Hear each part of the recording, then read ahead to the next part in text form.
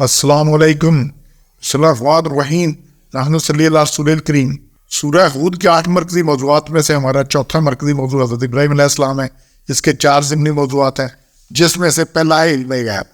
علم غیب علم غیب انبیاء کو نہیں ہے, کسی کو نہیں ہے. عالم الغیب صرف اللہ ہے, باقیوں کے پاس صرف اخبار غیب ہے. انبیاء کو اللہ نے جو خبریں بتا دی وہ ہے, اس کے علاوہ کسی کچھ نہیں. یہاں بڑی کلیئر بات ہے, اس کو اپنے عقیدہ ٹھیک کریں, باقی دوستوں کا ٹھیک کریں, کیونکہ اس سے سمجھیں کہ حضرت ابراہیم چونکہ خلیل اللہ ہے, انہیں علم غیب نہیں ہے. یہ 5 نکات ہے جی آیت نمبر 70 میں سے, کہ فرشتوں کی ابراہیم علیہ السلام پاس آمد, اور ابراہیم علیہ السلام ان کو پہچان ہی نہیں سکے, ان کو پتہ ہی لگا یہ کون بیٹھے ہیں. اور پھر فرشتوں کا آتے ہی اسلام, جو پر ابراہیم علیہ السلام کا سلام کہنا, اور بھنے بچڑے سے مہمان فرشتوں کی ضیافت کا فوری انتظار کیا. یہ 3 نکات ہیں جی اس آیت میں سے, کہ ہمارے فرشتے ابراہیم کے پاس خوشخبری لے کر وہ بولے سلام, تو قالوا سلام, انہوں نے کہا سلام کہا. اور سنت طریقہ یہ ہے کہ ملنے پر سلام کہا جائے, ملنے پر. اور جنت کا تحیت ہے وہی ہے, ایک کلمہ یہ اسلام ہے. جب کوئی ملے گا, صحابہ کے بارے میں آتا ہے کہ جب چلتے تھے اور راستے میں درخت آ جاتا, کوئی اور رکاوٹ آ جاتی, اس کے ادھر ادھر سے گزرتے تو پھر سلام کرتے. جنہوں نے جنت میں جانا ہے یہاں پہ عادت بنائے, جیسے کسی نے یورپ جانا امریکہ تو ادھر انگریزی کی عادت. بچوں کا کیوں نرسری میں اور پرائمری میں اور یہ پڑھا رہے ہیں کہ جی فلانی صبح 3 سال کے بچے کو ویگنوں میں پھینک رہے اس کے رکشوں میں, جی اس کو انگریزی آ جائے, انگریزی اسکول میں جانا ہے, انگریزی ٹائیاں لگائی, انگریزی. اور جنت کا کلمہ سلام ہے, تو ہمیں سلام کرنا آنا چاہیے. کوئی ملا ہے اس کو سلام. اچھا یہ نہیں کہ جان پہچان والے کو کرنا ہے, جو ملا ہے اس کو سلام کرنا ہے, جو ملا ہے اس کو سلام کرنا ہے. تو فرشتوں نے کیا کہا, قالوا سلام, پہلی بات سلام ہے.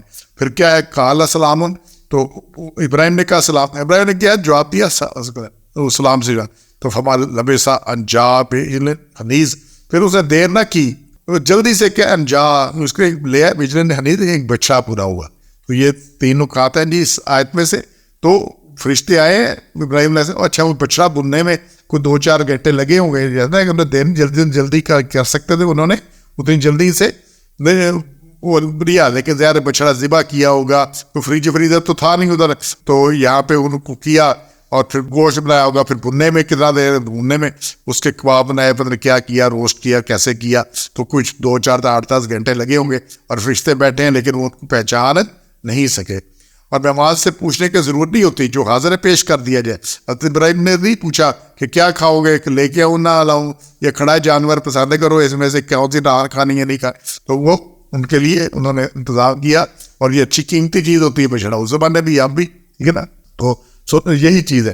اچھا جی, یہ 3 نکات آ گئے. اور چوتھا, ایک فرشتوں کا کھانا نہ کھانے سے ابراہیم علیہ السلام کو ان سے خوف لاحق ہوا, تو انہوں نے کہ, اور پھر اسی میں ہے کہ جی فرشتوں کی تسلی, مقصد عام بتایا کہ قوم لوط کی طرف روانگی بتایا اپنا.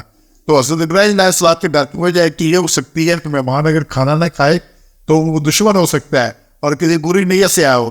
کھانا کھا کر نمک حرامی بہت ہی معیوب بات سمجھی جاتی ہے. تو انہوں نے کہا یہ کھانا نہیں کھا رہے, انہوں نے ہاتھ ہی نہیں بڑھایا آگے, تو ان کو ان سے خوف ہوا.